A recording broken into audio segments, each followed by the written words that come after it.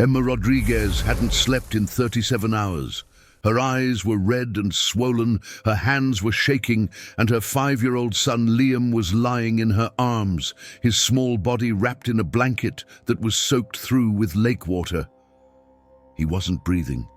His lips were blue. His skin was cold, so cold it didn't feel real, and Emma kept whispering his name over and over, "Liam, Liam, baby, please, please wake up, please." But he didn't move, didn't respond, didn't make a sound. The ambulance was still 20 minutes away because they were in the middle of nowhere at her parents' cabin in northern Minnesota, and the nearest hospital was 45 miles down a winding dirt road. Emma's husband Marcus was on the phone with the 911 operator, his voice shaking as he tried to explain what happened, and Emma's mother was standing in the doorway crying, her hands covering her mouth. But Emma couldn't focus on any of that because all she could see was her son, her baby, her little boy, who'd been laughing and splashing in the water just 30 minutes ago, now lying lifeless in her arms. By the way, before we continue, comment where you're listening to this story from. It had been a perfect day. That's what made it so impossible to process. It had been absolutely perfect. They'd driven up to the cabin Friday night for a long weekend, just the 4 of them. Emma and Marcus and Liam and Emma's parents, who'd retired up here 3 years ago. It was late August, one of those golden late summer weekends where the air is warm, but there's a hint of fall coming, and the lake behind the cabin was calm and beautiful, reflecting the pine trees like a mirror. Liam had been so excited, he'd barely slept the night before because he loved the cabin, loved the lake, loved fishing with his grandpa and making s'mores with his grandma. He was 5 years old, about to start kindergarten in 2 weeks, and he was at that age where everything was an adventure, where the world was huge and exciting and full of possibilities. He had Emma's dark hair and Marcus's bright blue eyes, and he was funny and smart and kind, the kind of kid who noticed when someone was sad and would walk over and give them a hug without being asked. Emma's whole world revolved around him. She'd been a high school English teacher before he was born, but she'd taken a few years off to be home with him, and she'd never regretted it for a second, because watching him grow, watching him learn, watching him become this incredible little person, it was the greatest privilege of her life. They'd spent the morning fishing off the dock, Liam sitting between Marcus's legs with his little fishing pole, squealing with delight every time he felt a tug on the line, even though he never actually caught anything. They'd had lunch on the porch, sandwiches and chips and lemonade, and Liam had told them a long, rambling story about a superhero he'd invented named Captain Thunderbolt, who could fly and shoot lightning from his hands and always saved the day. Emma had listened with a smile, making mental notes to write it down later because she kept a journal of all the funny and sweet things Liam said, and she didn't want to forget a single moment. After lunch, Emma's dad had gone inside to take a nap, and her mom had started working on dinner, and Marcus had suggested they take Liam down to the shallow part of the lake to swim for a bit. The water was perfect, warm from the summer sun, and there was a little sandy area about 20 yards from the dock where the water only came up to Liam's waist. Emma had hesitated for just a second because Liam wasn't a strong swimmer yet. He'd had a few lessons at the community pool, but he still used floaties most of the time. But Marcus had said, "We'll be right there with him, it'll be fine." And Emma had agreed because it was such a beautiful day and Liam loved the water so much. They'd walked down to the lake together, Liam running ahead in his little blue swim trunks and his life jacket, which Emma had insisted he wear even though the water was shallow. Marcus had his arm around Emma's waist, and she remembered thinking how lucky she was, how blessed, how this was exactly the kind of life she'd always dreamed of having. They'd waded into the water, and Liam had splashed around, giggling and trying to swim, even though the life jacket kept him mostly upright. And Emma and Marcus had stood nearby, waist deep in the water, watching him and laughing at his enthusiasm. And then Emma's phone had rung. She'd left it on the dock, but she could hear it buzzing, and she'd looked at Marcus and said, "I should check that. It might be important." And Marcus had said, "Go ahead, I've got him." So Emma had waded back to shore and walked up to the dock, maybe 30 feet away. And she'd picked up her phone, and it was her sister calling, probably just to chat. And Emma had answered it, keeping one eye on Marcus and Liam in the water.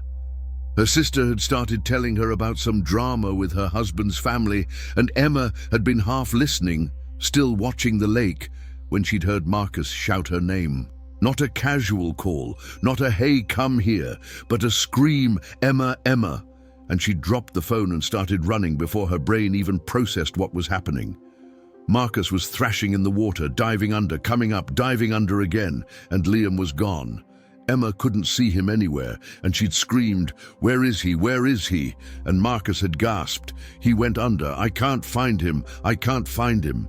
Emma had plunged into the water, diving down, her eyes open in the murky lake water, searching frantically.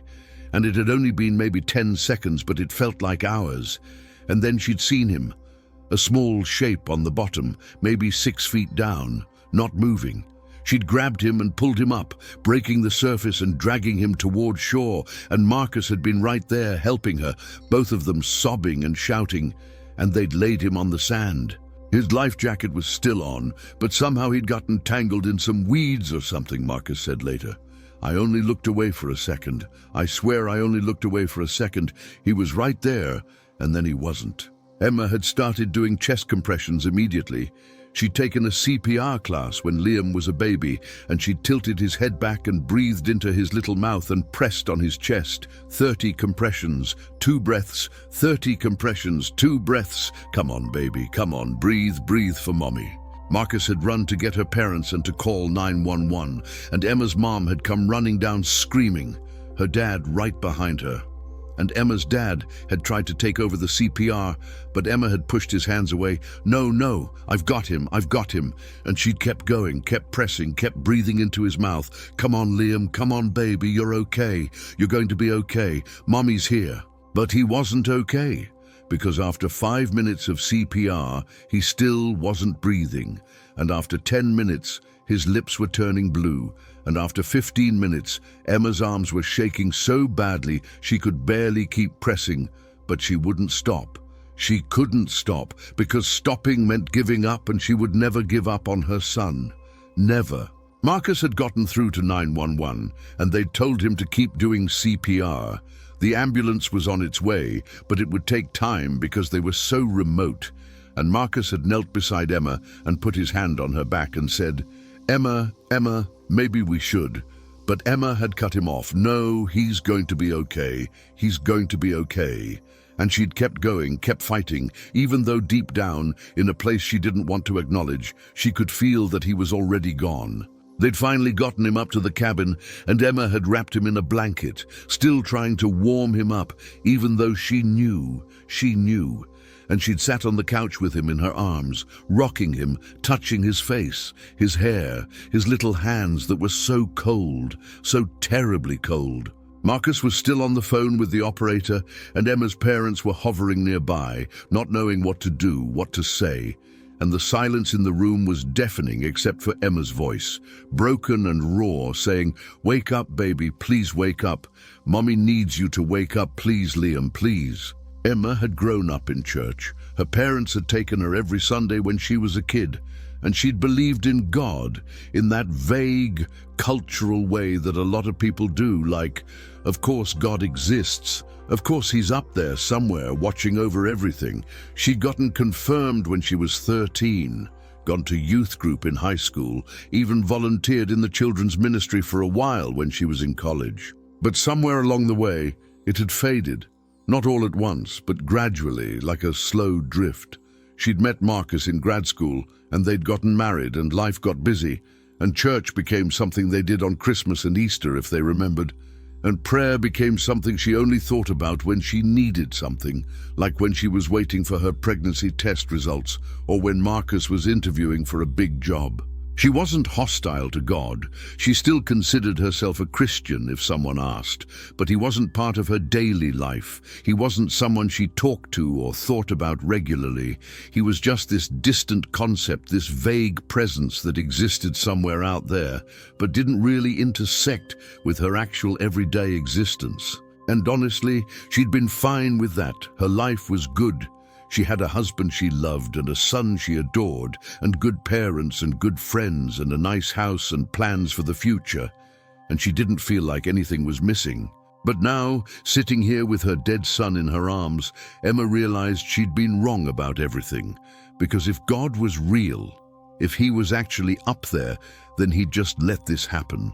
He'd just let her baby drown in 3 feet of water on a beautiful Saturday afternoon, and Emma felt a rage building in her chest that was so hot and sharp it almost took her breath away. She looked up at the ceiling, at nothing, at everything, and she hissed through clenched teeth, "How could you? How could you do this? He's 5 years old, he's just a baby. How could you let this happen?" Her mother gasped and said, "Emma, honey." And Emma shook her head violently. No, don't tell me it's going to be okay. Don't tell me it's God's plan. Don't give me that garbage, because this isn't a plan. This is hell. This is my son. My son. And he took him. Marcus sat down next to her and tried to pull her close, but Emma jerked away. "Don't, just don't." And Marcus's face crumpled and he started crying.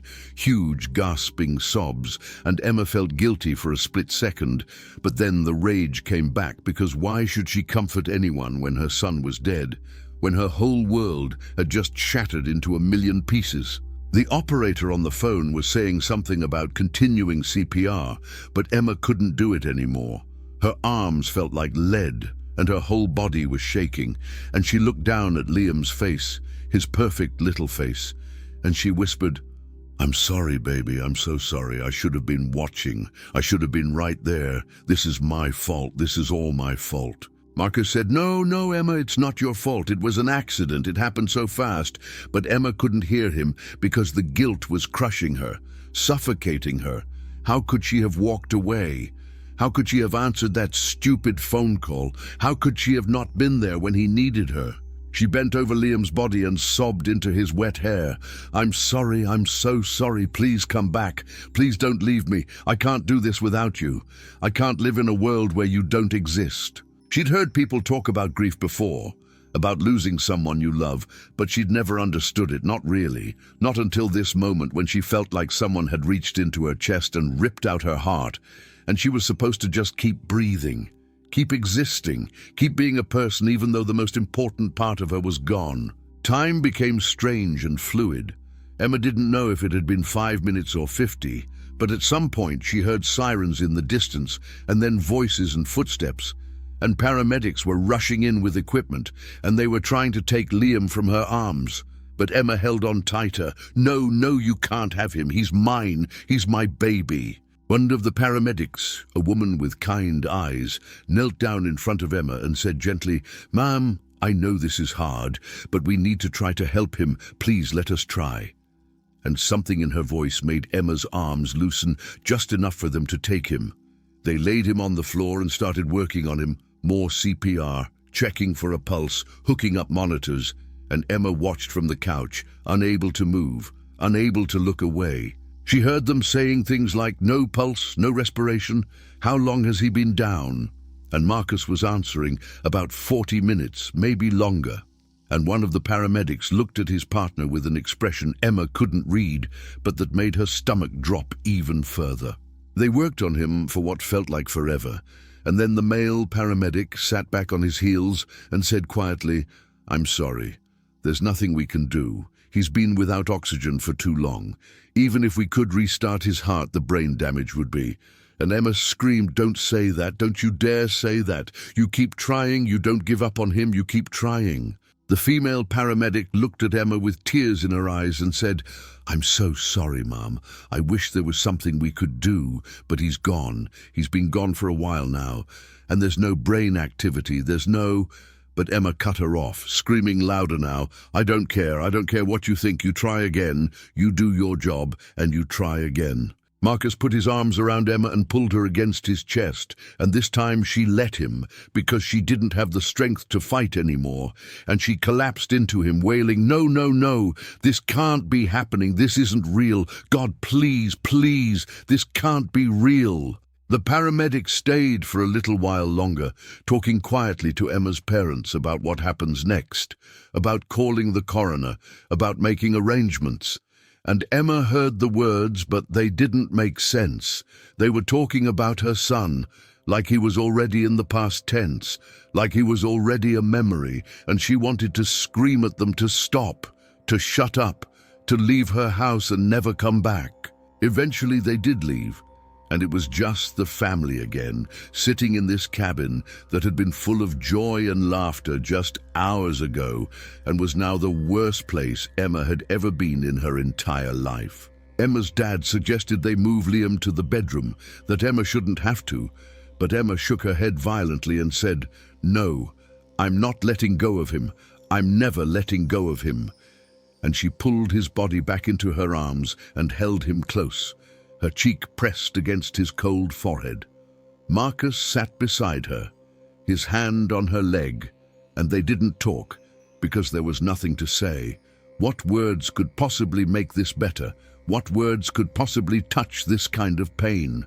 Emma's mum brought her a glass of water, but Emma didn't drink it. She just sat there holding Liam, staring at nothing, feeling like she was falling through space with nothing to grab onto. She thought about all the things he'd never do now, never start kindergarten, never learn to ride a bike without training wheels, never lose his first tooth, never have his first crush, never graduate from high school, never get married, never have kids of his own. All of it gone in an instant because she'd answered a phone call, because she'd looked away for 30 seconds, because life was so fragile and unfair and cruel. And then Emma started praying, really praying for the first time in years, maybe the first time ever, and it wasn't pretty or eloquent or reverent, it was raw and desperate and furious. "God," she whispered, her voice hoarse from screaming, "God, if you're real, if you're actually there, please, please, I'm begging you, give him back to me. I know I don't deserve it. I know I haven't talked to you in years. I know I've ignored you and taken you for granted. But please, he doesn't deserve this. He's innocent, he's perfect, he's everything good in this world. Please don't take him from me." She waited, holding her breath, like maybe if she was quiet enough, she'd hear God's voice, like maybe he'd answer her. But there was only silence. "Please," she said again, louder now. "Please, I'll do anything, anything you want. I'll go to church every day. I'll dedicate my whole life to you. I'll be the best Christian who ever lived. Just please, please give him back. I can't lose him, I can't. He's my baby, he's my whole heart. Please, God, please." Still nothing, just the ticking of the clock on the wall and the sound of her mother crying softly in the kitchen. Emma felt the anger rising again, hotter and sharper than before, and she looked up and said through gritted teeth, "You're supposed to be good. That's what everyone says. God is good, God is love, God cares about us. But if that's true, then where are you right now? Where were you when my son was drowning? Where were you when I was screaming for help? Where were you?" She was shouting now, not caring who heard, not caring about anything except the crushing weight of her grief and rage. "You let this happen. You could have stopped it, and you didn't. You could have saved him, and you didn't. What kind of God does that? What kind of God takes a 5-year-old boy from his mother? I hate you. Do you hear me? I hate you. I will never forgive you for this. Never." Marcus said, "Emma, please don't."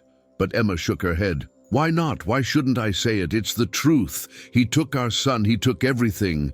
And I'm supposed to what? Bow down and worship him, thank him, trust him. I don't trust him. I don't believe in him. If he's real, then he's cruel, and I want nothing to do with him." She bent over Liam again, pressing her face into his neck, breathing in his smell, little boy and lake water, and something sweet that was just him. And she whispered, "I love you, baby. I love you so much. I'm so sorry I couldn't save you. I'm so sorry." She felt like she was dying, like her body was physically shutting down from the pain, like her heart couldn't possibly keep beating because how do you survive this? How do you keep living when your child is dead? when the person you loved most in the world is just gone and never coming back. She'd heard about parents who lost children. She'd read articles, seen news stories, and she'd felt sorry for them in that distant way you feel sorry for strangers. But she'd never understood. She'd never known that it felt like this, like your entire soul was being torn apart piece by piece, like the world had suddenly become a place of unimaginable cruelty, and you had no choice but to keep existing in it somehow. Emma lost track of time again. She might have been sitting there for an hour or 3 hours. She had no idea.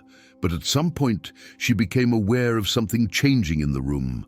The light was different, warmer, golden, like the sun was setting, except the sun had set hours ago and it was dark outside. Emma looked up, confused, and the light was coming from everywhere and nowhere at once, filling the cabin with this soft, warm glow that didn't make sense. Marcus noticed it too, and he sat up straighter. "What is that? What's happening?" And Emma's parents came out of the kitchen, her mom saying, "What's going on? Where's that light coming from?" And then Emma saw him, standing in the middle of the living room just a few feet away, and he looked exactly like he had in every picture she'd seen as a kid in Sunday school, except more real, more solid, more present. He was tall and broad-shouldered, with dark hair and kind eyes, wearing simple clothes, jeans and a plain shirt, and he was looking at Emma with an expression of such deep compassion that it made her chest hurt. Emma's breath caught in her throat and she whispered, "Who are you?" Even though she knew, somehow she knew exactly who he was. The man smiled sadly and said, "Hello, Emma." And his voice was gentle and warm, and it seemed to fill the whole room. Emma stared at him, her mind trying to process what she was seeing, and she said, "This isn't real. I'm hallucinating. The grief is making me see things. You're not real." "I'm real," he said. "I'm here. I've always been here." Emma felt her anger flare up again, and she said, "If you're real, if you're actually Jesus, then where were you 3 hours ago? Where were you when my son was drowning? Where were you when I needed you?" Jesus stepped closer slowly, like he didn't want to startle her, and he said, "I was there, Emma. I've been here the whole time." "Liar," Emma spat. "You weren't there. If you were there, you would have saved him. You would have done something, but you didn't. You just let him die." Jesus sat down on the floor in front of Emma, right there at her feet, and he looked up at her with those impossibly kind eyes and said, "I know you're angry. I know you're hurting, and I don't blame you for that anger, not one bit." Emma felt tears streaming down her face again, and she said, "You're damn right I'm angry. My son is dead, my baby is gone, and you're sitting here telling me you were there. Well, if you were there, then you're the one who killed him. You're the one who let this happen, and I will never forgive you for that, never."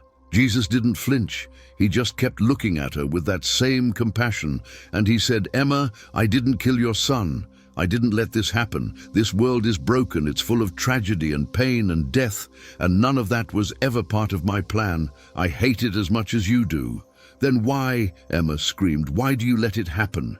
You're supposed to be God. You're supposed to be all-powerful. So why do children drown? Why do people suffer? Why is the world like this if you're so good?" Jesus was quiet for a moment, and when he spoke, his voice was soft but steady. "Because I gave humans freedom. Emma, real freedom. The freedom to choose, the freedom to love. And with that freedom comes risk. Comes the possibility of pain, of loss, of tragedy. And I could take that freedom away. I could make everything safe and controlled. But then you wouldn't really be free. You'd be puppets. And that's not love. Love requires freedom." Emma shook her head. "I don't care about freedom. I don't care about philosophy or theology or whatever. I care about my son. I care that he's dead, and I'm supposed to just accept it. I'm supposed to just trust that, you know what you're doing? Well, I don't trust you. I don't believe you're good, because a good God wouldn't let this happen." Jesus reached out slowly and put his hand on Emma's knee, and his touch was warm, solid, real. And he said, "Emma, I know every moment of pain you've gone through today. I felt every second of your panic when you couldn't find Liam in the water. I felt your terror when you realized he wasn't breathing. I felt your rage and your guilt and your despair. I've been carrying it with you. I've been weeping with you because your pain is my pain. Your grief is my grief." Emma looked at him, tears still streaming down her face, and she said, "If you felt all of that, if you were really there, then why didn't you help me? Why didn't you save him?" Jesus' eyes filled with tears, and he said, "Emma, I'm here now, and I'm asking you to trust me." "Trust you?" Emma said bitterly. "Why would I trust you? You let my son die. You destroyed my life. You took everything from me, and now you want me to trust you. That's insane. That's cruel." Jesus didn't let go of her knee. He kept his hand there, steady and warm, and he said, "I know it seems cruel. I know it seems impossible. But Emma, I'm asking you to look at me, really look at me, and tell me, do you think I want this? Do you think I wanted Liam to drown? Do you think I take pleasure in your suffering?" Emma looked into his eyes, and she saw something there that made her breath catch. She saw pain, real pain, deep and ancient, like he'd been carrying the weight of every tragedy that had ever happened. And she whispered, "No, I don't think you wanted this." "Then believe me when I tell you," Jesus said, his voice thick with emotion, "that I have been with you every single second of this nightmare, that I have not left your side, that I am here now not to punish you or to explain away your pain, but to help you if you'll let me." Emma felt something crack open in her chest, something she'd been holding closed with all her strength, and she whispered, "I don't know how to let you help me. I don't know how to do anything except hold my son and wish I was dead too." Jesus squeezed her knee gently and said, "I know, and that's okay. You don't have to know how. You just have to let me in. You just have to stop pushing me away long enough for me to show you that I'm not your enemy. I'm not the one who did this to you. I'm the one who wants to carry you through it." Emma looked down at Liam's face, his beautiful, perfect, lifeless face, and she said, "I can't survive this. I can't live without him. I don't know how." "You're not supposed to survive it alone," Jesus said softly. "You were never meant to carry this kind of pain by yourself. That's why I'm here. That's why I came. Because I love you, Emma. I love you and Marcus and Liam. And I am not going to let you drown in this grief. I'm going to walk through it with you, every single step." Emma felt herself starting to break, starting to crumble, and she whispered, "Why should I believe you? Give me one reason why I should believe anything you say." Jesus looked at her for a long moment, and then he said, "Because I'm about to give Liam back to you." Emma's breath stopped and she stared at him. "What did you just say?" "I'm going to give Liam back to you," Jesus repeated, his voice steady and sure. "I'm going to bring him back, Emma. But I need you to understand something first. This isn't just about you or Liam. This is about showing you, showing everyone who hears this story, that I am who I say I am, that death doesn't have the final word, that I do." Emma's hands started shaking and she said, "You can't, that's not possible. He's been gone for hours. His brain," the paramedic said, and Jesus cut her off gently. "I know what the paramedic said, I know what medical science says, and none of it matters because I'm the one who designed the human body. I'm the one who gave Liam life in the first place, and I can give it back." Emma felt hope rising in her chest for the first time since this nightmare began, and it was terrifying because what if she believed him and he didn't do it? What if she let herself hope and then he let her down? She couldn't survive that, she couldn't. But Jesus seemed to read her mind because he said, "Emma, I'm not going to let you down. I promise you, I'm going to do exactly what I said I'm going to do, but I need you to trust me, just for a moment, just long enough to see." Emma looked at Marcus, and he was staring at Jesus with wide eyes, his mouth open, and Emma's parents were standing frozen in the kitchen doorway, her mother clutching her father's arm. Emma looked back at Jesus and whispered, "If you can really do this, if you can really bring him back, then please, please do it. I'll believe anything, I'll do anything. Just please bring my baby back." Jesus smiled, and it was the saddest, most beautiful smile Emma had ever seen. And he said, "I'm not doing this so you'll believe in me, Emma. I'm doing this because I love you. because I can't stand to see you in this much pain. Because Liam's story isn't finished yet. He has more life to live, more joy to experience, more love to give, and I'm not ready to take him home yet." Jesus stood up and moved closer to Emma, and he reached out his hands and said, "May I?" Emma looked down at Liam's body, and every instinct in her screamed not to let go. But something in Jesus' eyes made her trust him, made her believe that he wouldn't hurt her, wouldn't take her son away, and slowly, carefully, she let Jesus take Liam from her arms. Jesus held him gently, cradling his small body like he was the most precious thing in the universe, and he said, "He's beautiful, Emma. You and Marcus made someone truly beautiful, inside and out, and I've known him since before he was born. I've loved him every day of his life, and I'm not done with him yet." Jesus laid Liam down on the couch, arranging him carefully, and then he knelt beside him, one hand on Liam's chest and one hand on his forehead.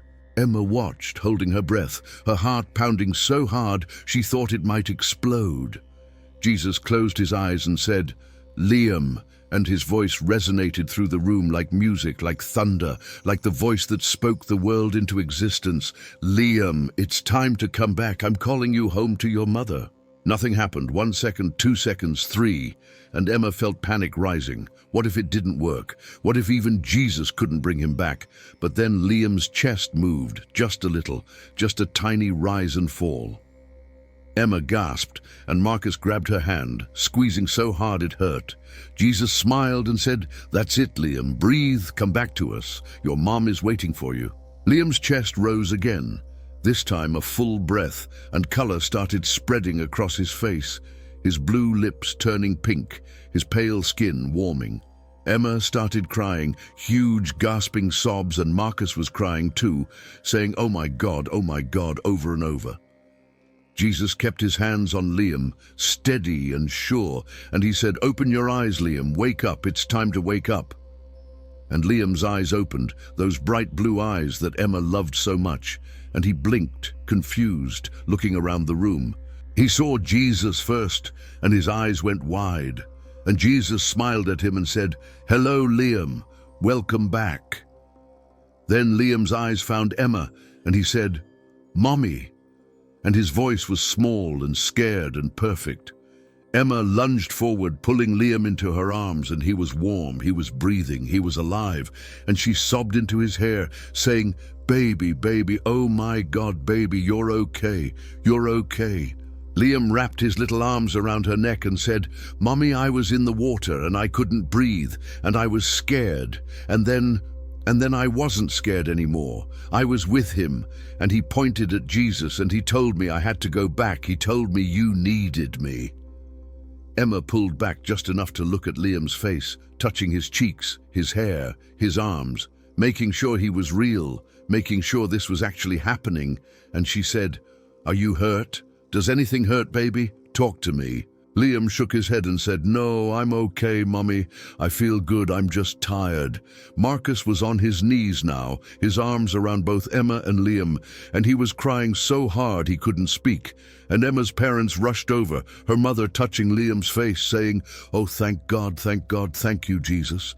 And her father just stood there with tears streaming down his face. Jesus stood up, and the golden light in the room started to fade a little, and he said, "I need to go now." Emma looked up at him, still holding Liam tightly, and she said, "Wait, don't go. I need to thank you. I need to." Jesus knelt down one more time right in front of Emma, and he said, "You don't need to thank me, Emma. You just need to remember that I'm real. Remember that I love you. Remember that I'm always with you. Even when you can't see me, even when you can't feel me, I'm there, and I'm never going to leave you." Emma reached out and grabbed his hand, holding it tightly, and she said, "I'm sorry. I'm so sorry for everything I said. For blaming you, for hating you. I was wrong. I was so wrong." Jesus squeezed her hand and said, "I know why you said those things, Emma. You were in pain. You were terrified.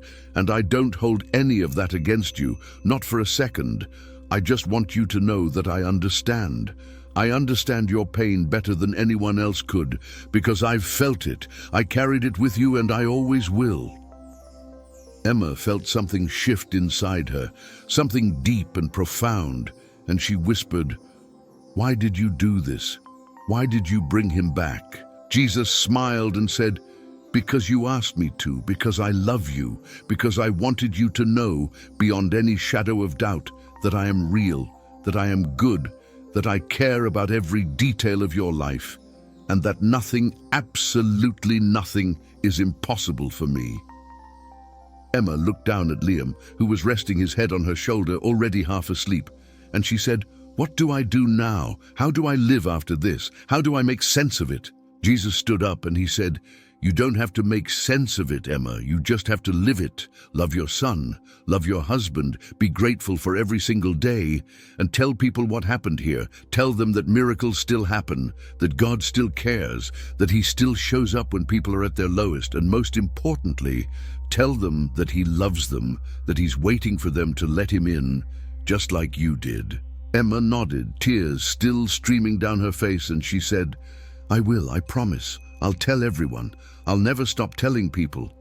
Jesus looked at Marcus and Emma's parents and he said, "Take care of each other, hold on to each other, and never forget what happened here today. Never forget that you serve a God who does the impossible." And then, just like that, he was gone.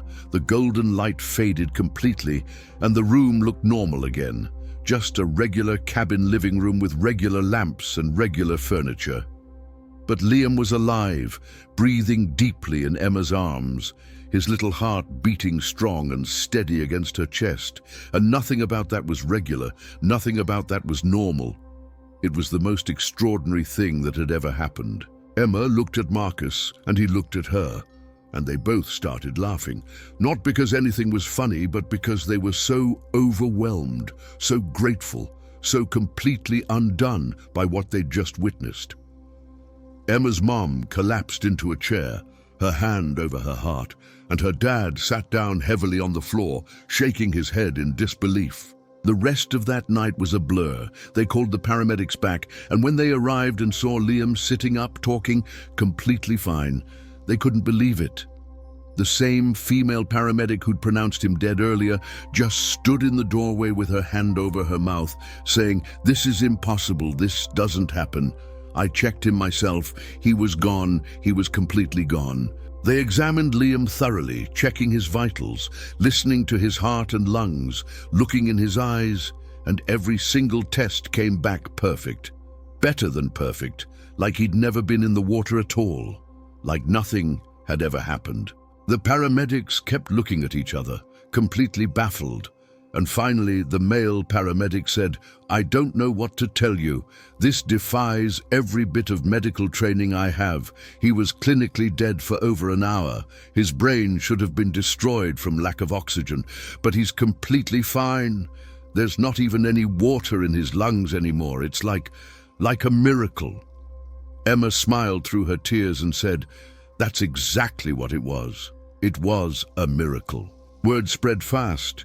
By Sunday morning, everyone in the small town near the cabin had heard about it, and by Monday, it was in the local news. Boy drowns in lake, comes back to life hours later. Doctors baffled. The story went viral within days. News crews showed up at Emma and Marcus's house when they got home. Neighbors and friends and complete strangers knocked on their door, wanting to hear the story firsthand, wanting to know if it was really true. Emma and Marcus decided early on that they would tell the truth, the whole truth. They wouldn't downplay it or try to make it sound less miraculous than it was. They would tell people exactly what happened, that Liam died, that Jesus showed up in their cabin, that he brought their son back to life. Some people believed them immediately, crying and praising God and sharing the story with everyone they knew. Some people were skeptical, saying it must have been a misdiagnosis, that the paramedics must have been wrong, that Liam couldn't have really been dead. But the paramedics knew what they'd seen. They signed affidavits confirming that Liam had been without a pulse, without respiration, without any signs of life for over an hour, and that his recovery was medically inexplicable. Emma went back to church for the first time in years. That Sunday, she and Marcus and Liam walked in together, and the entire congregation stood up and applauded, and the pastor invited them up to the front to share their story. Emma stood at the microphone with Liam in her arms, even though he was getting too big to carry, but she couldn't put him down. She couldn't stop touching him, making sure he was real. She told them everything, about the drowning, about the paramedics, about holding her dead son and screaming at God, about Jesus showing up, about the miracle. She talked about her anger and her doubt and her rage, and she said, "I want you all to know that it's okay to be angry at God, it's okay to question Him, it's okay to struggle, because He can handle it. He's big enough for your doubt and your pain, and He loves you anyway. He loves you through it." When she finished, there wasn't a dry eye in the building, and people came up to her afterward, hugging her, crying, telling her their own stories of pain and loss and doubt.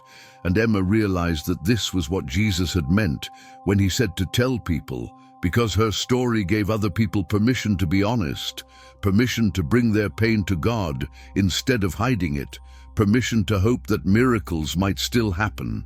Liam started kindergarten 2 weeks later, right on schedule, and Emma walked him to his classroom that first day with tears in her eyes, remembering that just weeks ago she'd thought he'd never get to do this, never get to experience this milestone. She watched him hang his backpack on his hook and sit down at his little desk with his name tag on it, and she felt gratitude so deep it almost knocked her over. Every day after that felt like a gift. Every breakfast, every bedtime story, every skinned knee, every tantrum, every hug, all of it was precious because Emma knew now how quickly it could be taken away, how fragile life really was, and she didn't take a single moment for granted. She started volunteering at the children's hospital, sitting with parents whose kids were sick, telling them her story, giving them hope, praying with them if they wanted her to. Some of those kids got better and some didn't, and that was hard. That was really hard, but Emma realized that the miracle wasn't that every sick child gets healed. The miracle was that God shows up, that He walks through the valley with you, that He cares, and sometimes when you least expect it, He does the impossible. Marcus changed too. He'd always been a pretty laid-back guy, not super emotional. But after that day at the cabin, he couldn't talk about it without crying, couldn't hear a worship song without getting choked up, couldn't pray without feeling overwhelmed by gratitude. He started leading a men's group at church, and he'd tell the guys, "I was holding my son's dead body. I thought my life was over. I thought I'd never smile again. And then God showed up and changed everything, and if He can do that, if He can bring someone back from death, then He can handle whatever you're going through. He can fix whatever's broken. You just have to let Him in." The group grew quickly. Men who'd been carrying pain and shame and fear for years finally had a safe place to talk about it, to admit they didn't have it all together, to ask for help. And Marcus realized that his story, his family's story, was helping other people find their way back to God. Emma's parents became different people too. Her dad, who'd been a pretty private, stoic guy, started crying in church, started hugging people, started telling everyone who would listen about the day he watched Jesus bring his grandson back to life. Her mom went back to volunteering at the food bank and the women's shelter, and she'd tell the women there, "I know life is hard. I know you're struggling, but I've seen God do the impossible. I've watched Him work miracles, and He can do it for you too. You just have to hold on." The cabin became a place of pilgrimage for some people. They'd drive up from all over the state just to see where it happened, just to sit by the lake and pray. And Emma's parents started inviting people in, serving them coffee, telling them the story, praying with them. They put a small plaque on the dock that read, "On this spot, God brought Liam Rodriguez back to life. August 28th, 2024. To God be the glory." And people would stand there and take pictures and cry, and thank God for reminding them that He's still in the business of miracles. Liam grew up healthy and strong. He had no lasting effects from the drowning, no brain damage, no lung problems, nothing. He was completely, perfectly fine. As he got older, he started to remember more about that day, not just the drowning, but what happened after. And he'd tell people, I saw heaven, it was so beautiful, and Jesus was there, and he told me I had to go back because my mum needed me, and I didn't want to leave, but he said I had important things to do here still. Emma would listen to him talk about it and feel a mixture of awe and fear, awe that her son had experienced something so profound, fear that people would think he was making it up or that she'd coached him. But Liam's story never changed. The details stayed consistent, and there was something in his eyes when he talked about it, a certainty and peace that no 5-year-old should have, but that made perfect sense for someone who'd been to the other side and come back. The Rodriguez family's story was documented in articles and blog posts and eventually a book.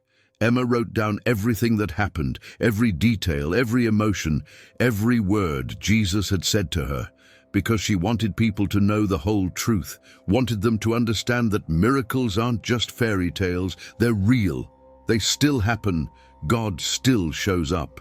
The book became a bestseller, not because Emma was a great writer, but because the story was so powerful, so undeniable, and people were hungry for hope, hungry for proof that God was real and active, and still doing the impossible. Emma got letters from people all over the world, people who'd lost children, people who'd lost faith, people who'd been on the verge of giving up, and they all said the same thing: your story gave me hope. Your story reminded me that God is real. Your story changed my life. And every time Emma read one of those letters, she'd cry and thank God for using her family's worst nightmare to bring hope to other people, for taking something so painful and turning it into something beautiful. 10 years after the miracle, Emma and Marcus threw a big party at the lake. They invited everyone who'd been part of the story, the paramedics, the doctors, the church family, the neighbors, the reporters, everyone. Liam was 15 now, tall and lanky, with Marcus's blue eyes and Emma's dark hair.